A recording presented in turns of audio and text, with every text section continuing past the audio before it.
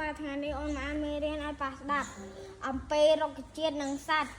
មួយកាត់ដោះលូតលាស់របស់រុក្ខជាតិមានការលូតលាស់ខុសៗគ្នា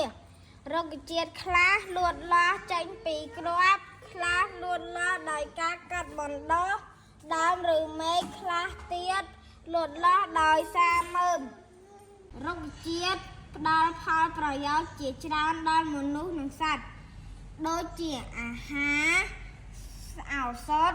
សម្ភារៈត្បាញចម្រោកគ្រឿងសង្ហារិម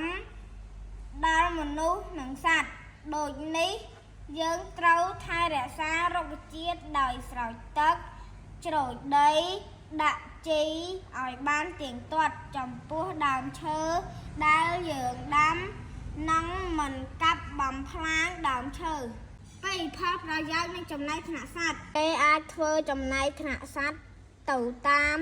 កន្លែងរស់នៅរបស់វាសត្វរស់នៅក្នុងទឹកសត្វរស់នៅលើគោកនិងសត្វរស់នៅលើគោកផងនិងក្នុងទឹកផងសត្វរស់នៅលើគោកមានសត្វចិញ្ចឹមកូនដោយទឹកដោះសត្វស្លាបសត្វលូនឬសត្វល្មូន